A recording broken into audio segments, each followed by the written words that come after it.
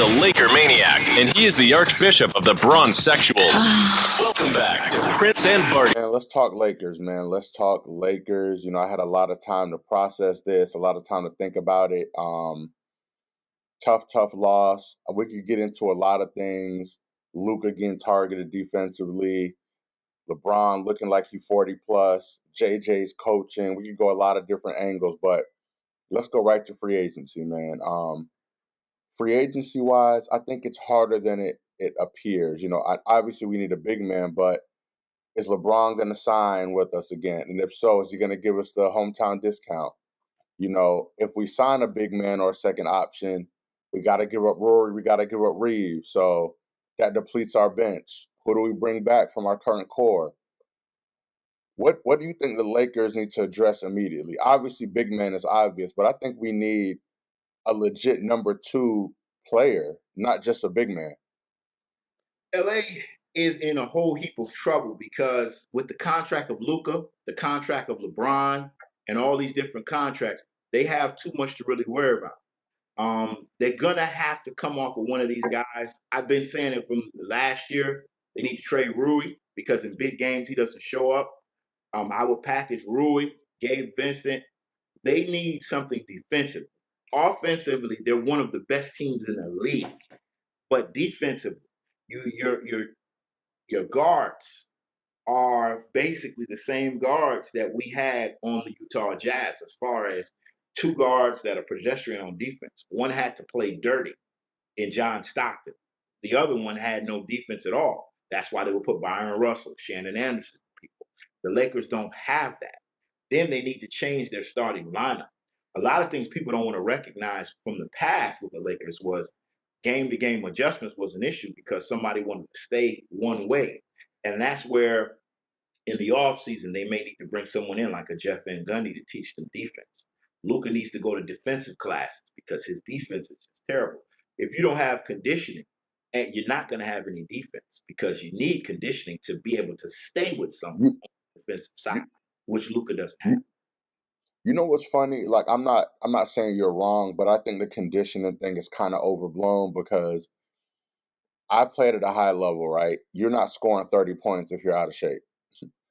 Let's just put that out there. I think it's an effort thing. I think Luca is like, it's that, I'm not even going to say the European mindset, but it's a mindset of, hey, I'm giving you 30 on your end because Luca's overseas, so used to having 7-footers behind him. You saw what he brought to Dallas. They had 3 big men. So I think it's more of putting Luca in a position to succeed, right? You get power forwards, you get centers. Dorian Finney-Smith shine with him. I think it's more of that. Can Luca get in shape? 100%. But you don't get first team all NBA without being in shape. Because if you are doing that, you need to be studied, in the Guinness Book of Records. But the Lakers need to do a lot, man. I think this is going to be a great offseason for Luca. He's going to get humbled. This is the first time the microscope has been on him. When you're in Dallas, small market, they're just happy to have you there. But I think now with the Lakers, it's everybody's watching you. Your every move. Oh, he got a gut. He got this. So hopefully Luca takes it and gets that Mamba mentality, man. Has a whole offseason with LeBron.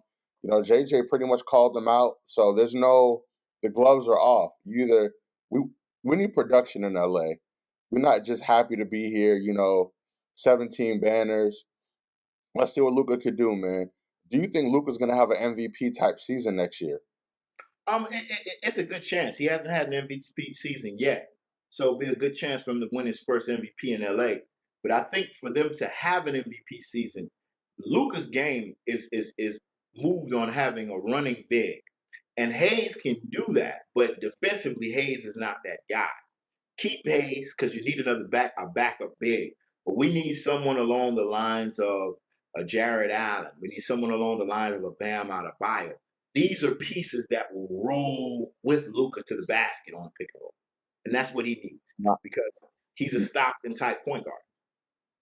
No, I agree. And I think, obviously, going back to the final game, not playing Jackson Hayes was wild. That's Luca's comfort zone, like you said, a rim running big, lob threat. And Jackson Hayes didn't play. So, but we'll get into JJ's coaching and all that in a minute, man. But let's talk about a legend, Greg Popovich, man. Greg Popovich has stepped down as the San Antonio Spurs head coach. He's going to go to the big office, president of basketball ops, get his Pat Riley on. When you think about Popovich, man, I think of he's a big man whisperer, from David Robinson, Tim Duncan, getting Wemby, LaMarcus Aldridge. He didn't have the success with LaMarcus Aldridge, but Aldridge talks about his game just being complete playing with Popovich.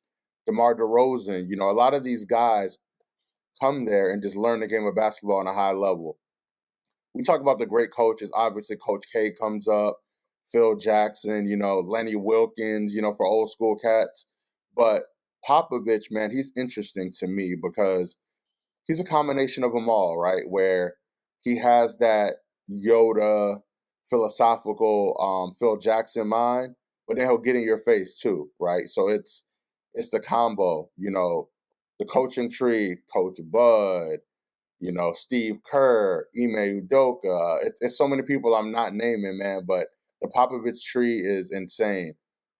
When you think about Popovich, obviously 5 rings, dominated in a Kobe Shaq era. A lot of people don't talk about that. Tim Duncan 8 in a Kobe Shaq era. When you think of Popovich and his impact on the game, what's the first thing that comes to mind? We're talking about a military man that was no foolishness, but it was paired with a man who was quiet, humble, timid, but attention to detail was crazy. So for him and Tim Duncan, it was like the perfect marriage. You saw when Phil first came in, it took time for Michael to understand what kind of offense that they were going to play. They had the same issue with Doug Collins. But when you look at Popovich, Tim Duncan, perfect match. You look at the Spurs system. People always talk about heat culture. Spurs have the real culture. The culture of and when you look at what he's done as far as overseas talent, Tony Parker, Boris Diaw, Nicholas Batum, Tim Duncan, Manu Ginobili, for Fabrice Alberto. The name goes on. He takes overseas players and makes them into champions. It took Dirk longer to do what was done through Popovich. If Dirk was on San Antonio, you might have 3 rings because of who Popovich was, the military which is in him. When we're talking greatest coaches of all time, I mean, in any sport, I think Pop is up there, maybe top 5 at least. He has to get his flowers. Great man. He loves people. Remember when they booed Kawhi Leonard and he said to the crowd, "We should not act like that." It's the same man that talked to the president. He was calling out Donald Trump. Listen, Pop, first class coach. I have nothing but respect for him. One of the greatest coaches I've ever seen. A humanitarian. He loves people. Remember, he also put on the first woman coach. So you have to give him love for that as well. Becky Hammond. Yep. So you got to give him all that and a bag of chips. Shout out to Pop. I have nothing but respect. I mean, we know the greatest duo of all time is not Jordan Pippen, it's Shaq and Kobe as far as what we saw for those 3 years. And he was the only one that devised a plan to stop Kobe and Shaq. Nah, you said that, man. Speaking on social issues, man, speaking on Black Lives Matter, he always been a voice of just morality and what was right. And speak about what's wrong with this country, man. Salute to Pop. I think he's going to kill it in the front office. I think he's going to get a lot of great free agents. The coach now, let me get his name right, man. I don't want to mess my guy's name up. Mitch Johnson, he was a head coach, assistant coach in 2019. So they hired from within, which I respect. A lot of people thought that Chris Paul was going to probably be named or get out. He probably will get on that coaching staff as well. But the Spurs are going to be dangerous with Wemby, with Fox, Castle winning Rookie of the Year. Spurs have a great, great young core, man. So salute to Pop and all he's done for that organization. But let's get into this playoff basketball, man. We got the New York Knicks against the Celtics, man. Second round, going to be great. The Celtics dominated the season series, winning 4-0. But we don't count out big body Brunson, as Perk likes to call him, man. Brunson's Mr. Clutch. So when you look at this series, man, a lot of interesting story points, man. You got Porzingis battling the Knicks, man. You got the injuries. Is Brunson's ankle all right? Is Josh Hart healthy? Tatum's wrist. Jaylen Brown's knee. How's Drew Holiday moving around? So, at this point of the season, a lot of injuries, knick-knack injuries. But even though it wasn't competitive during the regular season, I think the Knicks will put up a fight. And I'm really looking at Karl Towns, man. We want to see you in the paint, because if you're not getting Porzingis in foul trouble or Horford, what are you doing? They're going to let you shoot them jumpers all day long. They're going to let you shoot that cat. So we know what Brunson's going to bring. OG's going to bring intensity on the defensive end. Mitch Robinson on the glass. But what is Karl Towns going to do, man? What are you looking at this series? I think it's going to be the same problem that we saw in the Lakers series. One of the issues that we don't realize is there's an undersized point guard who, in mismatches, is going to be put on Tatum or Jaylen Brown. Then you look at everything that Boston has, from their bench to Pritchard to everything that's going on. The only thing you can do now is pick your poison. Am I going to drink strychnine? I'm going to take cyanide? What am I taking? Pick your poison. So they're in trouble. I got Boston in 5. The one team I think that can beat Boston is either the Cavs or the Pacers. I don't think that it's the Knicks. Tibbs has to understand that archaic way of playing basketball. You have to strengthen numbers. We've seen the Warriors win championships on strength in numbers. The Celtics back in the day, strength in numbers. The Lakers, strength in numbers. So you see the history of the game. The only time that people won without strength in numbers is when they had a big three of Bosh, LeBron, and Wade, or Pippen, Jordan, and Rodney. And you had a premier scorer coming off the bench of Tony Kukoc or Steve Kerr. But you can't expect to win championships like that, because the NBA's basis, we can only take a handful of years. That if we count the 2 in Miami and the 6 in Chicago, that's 8 to a league that's been going on for years. Like, I had an argument the other day with one person. He was telling me out his mouth that, the league has been built on 2 guards. I'm like, no, that's the reason why people say Michael Jordan is the GOAT, because he was the first guard to do it. The league is built on bench and bigs. And when you look at Boston has bigs and they have bench. So they have the explanation for a championship. No, I agree, man. Like we always say, Brunson's doing way too much. As a fan, I love to see it, but your 6-foot guard is working, man. Brunson playing on that bad ankle. He got the heart of a lion. He represents New York in the proper way. I think that's why Knicks fans love him. They love Carmelo Anthony, but Carmelo Anthony is a 6'8" all-world scorer, right? It's not really relatable, but you can relate to a dude 6 feet, coach's son, gritty and grimy, man. Nothing super pretty about Brunson's games, but he just gets it done. I'm going to be interested to watch Brunson and Tatum go at it. Tatum has a lot to prove. Brown has been hurt. This is Tatum's year to get that finals MVP. I think Tatum finally doesn't care anymore. He was caught up in I think Tatum was caught up in what he thought he should be. I text Kobe today. I'm watching Kobe highlights. Bro, just be you. They're going to love you. They're going to hate you, man. I think once Tatum said, F it, man, I don't care, he's dominating. Tatum might be the new Vince Carter, where he could be unstoppable if he wanted to. It's his choice. He just be in his head, because Tatum 6'9", 6'10", there's nobody in the world that could do nothing with him. It's just about him just saying, F it, man, putting on that Kobe hat. Love me or hate me, man, you getting these buckets. But I'm with you. I might give the Knicks 2 games just off of the guard and energy, and they might surprise Boston. Boston is known to let leads slip and, kind of blow it a little bit. But I'll give the Knicks 2 games. But I'm not mad at the gentleman sweep you predicted either, man. But Let's move to the Cavs and the Pacers. This Pacer team is tricky, man. Right when I didn't even have them doing anything. I'm gonna be honest with you, man. Halliburton was struggling early on. He picked it up towards the end of the season. Obviously, him and Dame was going at it. Giannis and Halliburton's dad. So it was a lot of drama, but Pacers are for real, man. They surprised Cleveland at game one, punched them in the mouth. Obviously Cleveland's missing Garland with the toe injury. And I think that's going to be a big, big thing.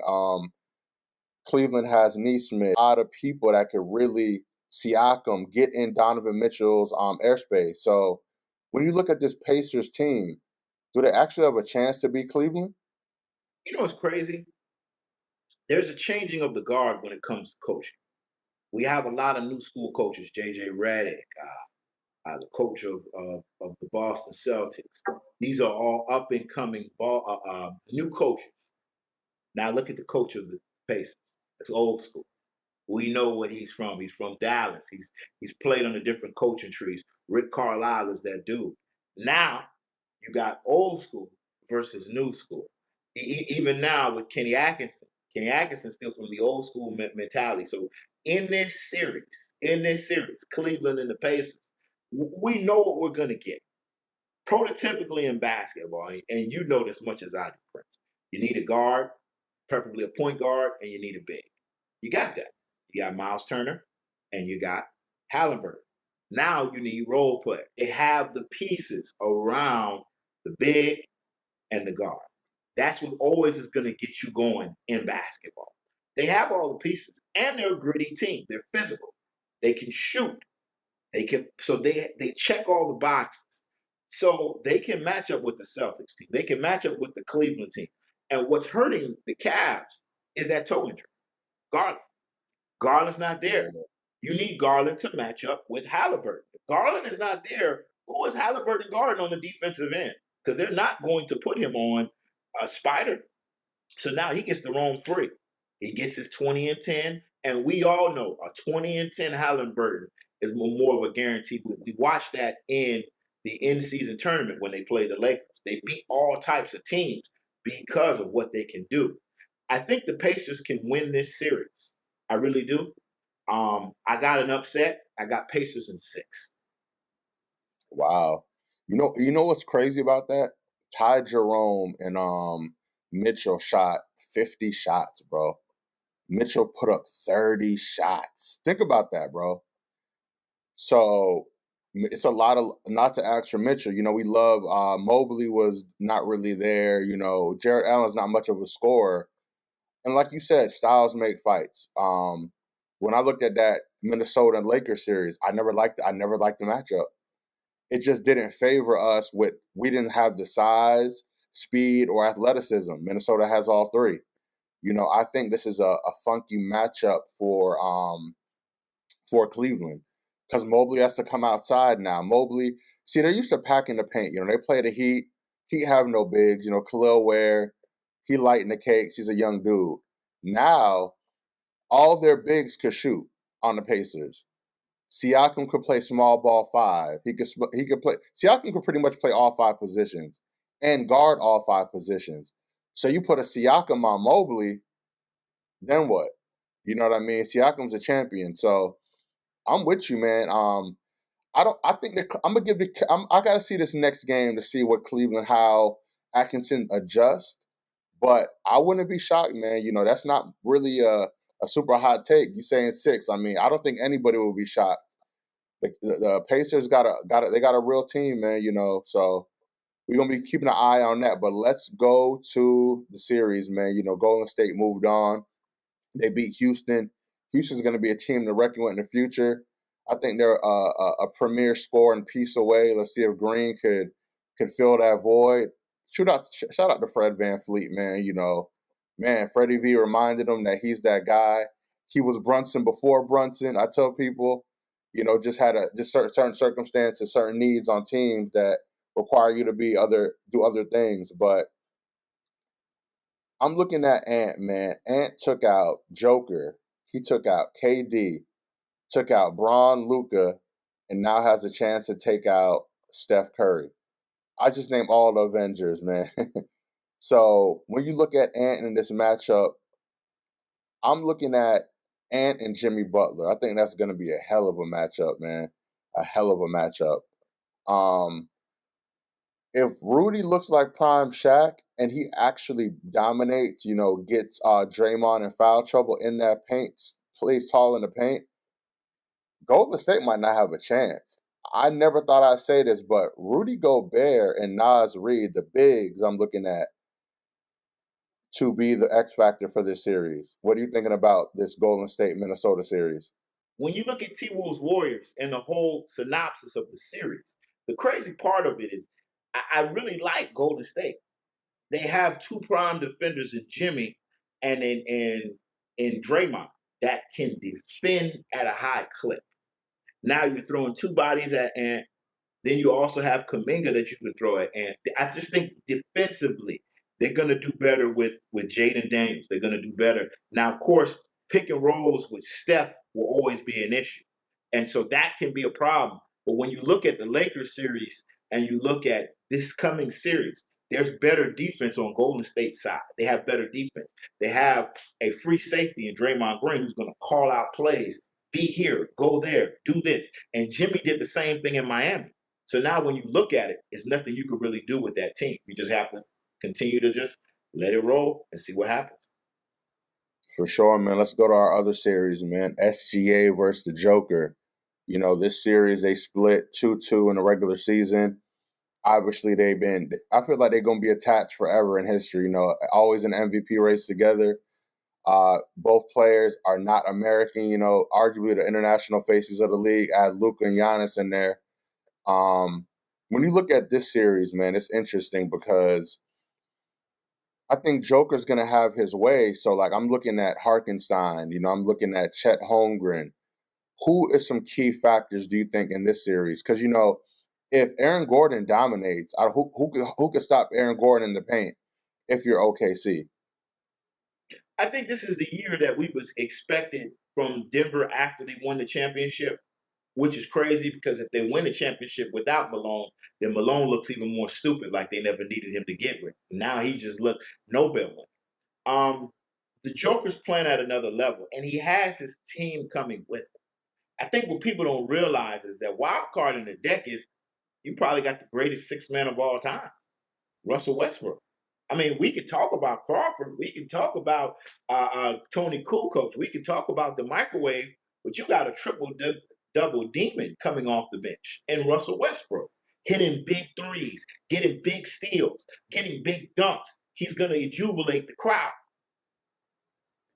Nuggets in 6. Yeah, I'm with you, man. I like the Nuggets. I think once Malone, when you see passion in great players, you see Joker grabbing the clipboard.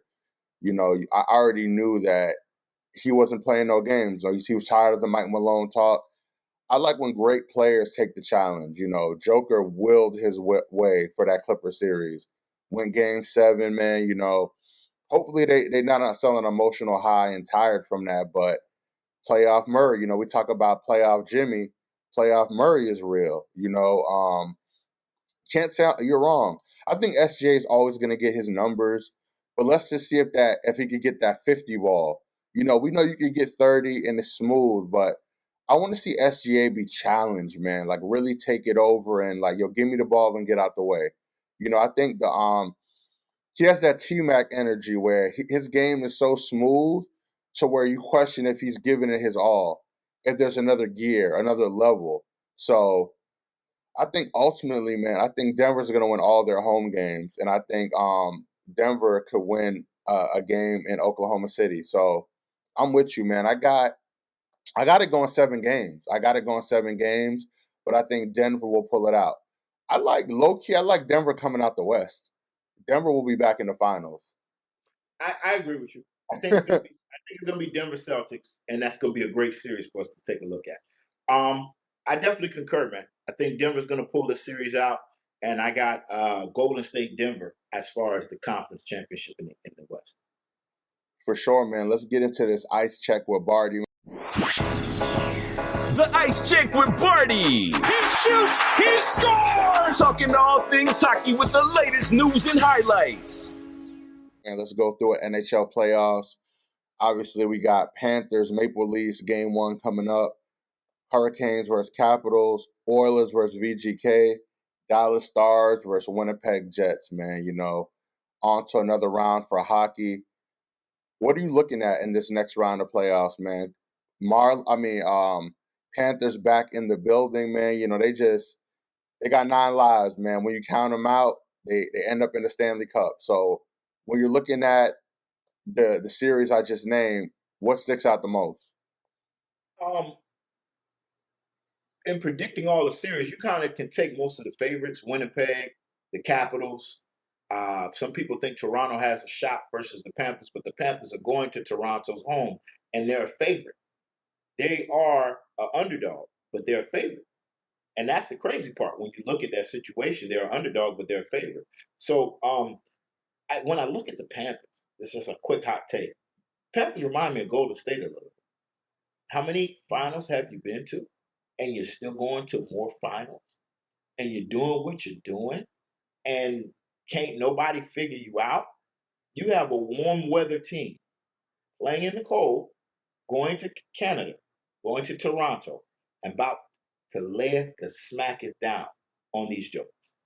I got nothing but love for the Panthers and what they're doing. This is probably UM-esque as far as what we saw from the UM. As we saw for UM back in the 90s and the early 2000s. As far as keep winning and keep going and keep making it to a bowl game, this is what the Panthers are doing. Shout out to the coaching staff. Shout out to the players. Shout out to the organization. They're doing big things. I got them beating Toronto. I wouldn't be surprised if they make it to another Stanley Cup because what do they have to prove other than win another championship? And when you got a heart of a champion. No, real talk, man. You know, hopefully we'll be at one of these home games talking to the crowd. That's always great energy, man. So look out for us out in these streets. But let's talk boxing real quick, man.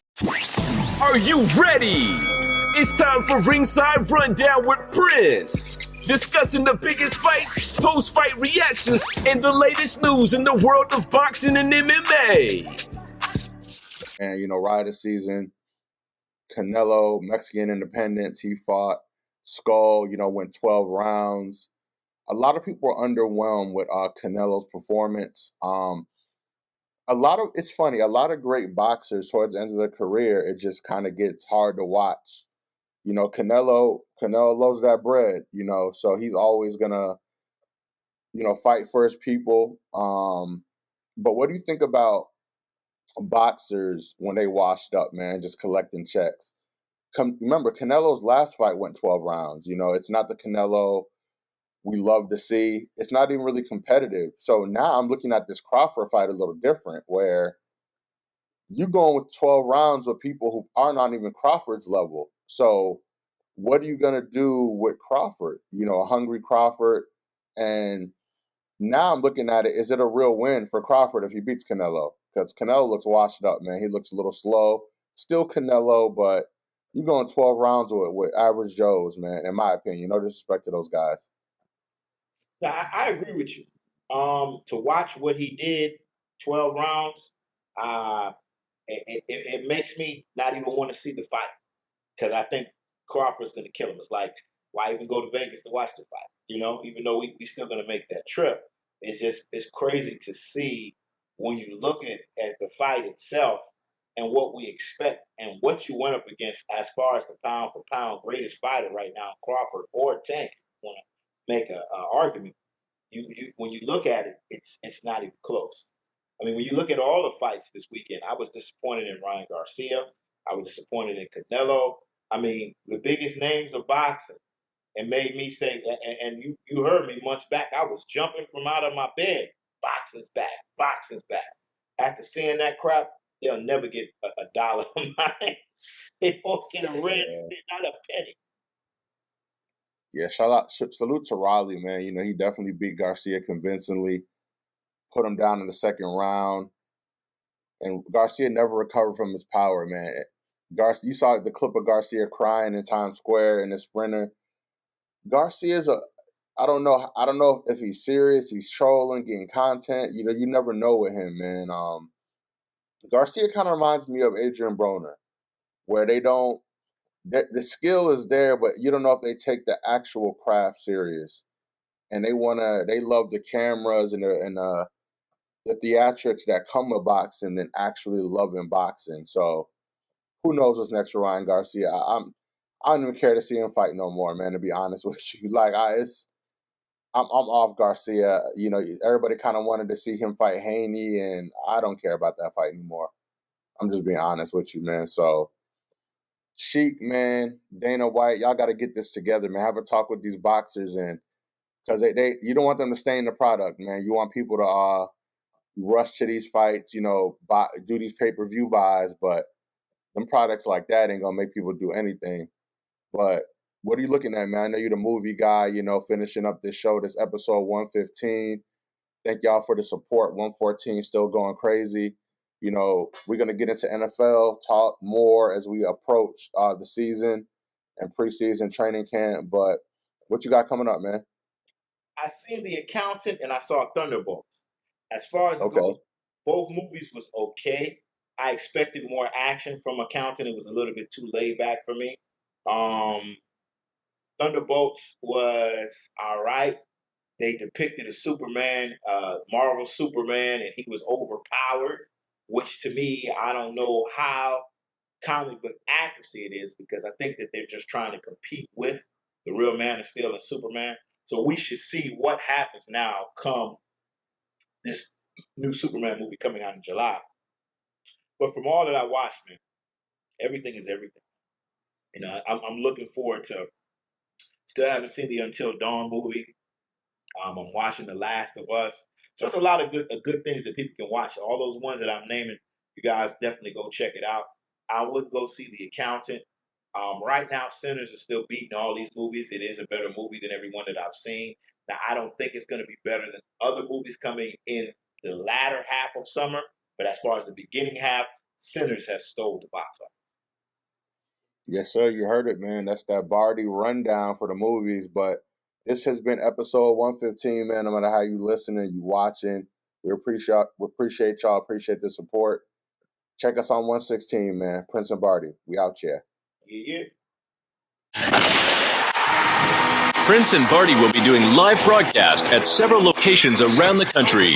Follow and like all Prince and Barty's social media pages for exclusive details. There will be game tournaments, sport trivia, best fan contest, and cash giveaways all night.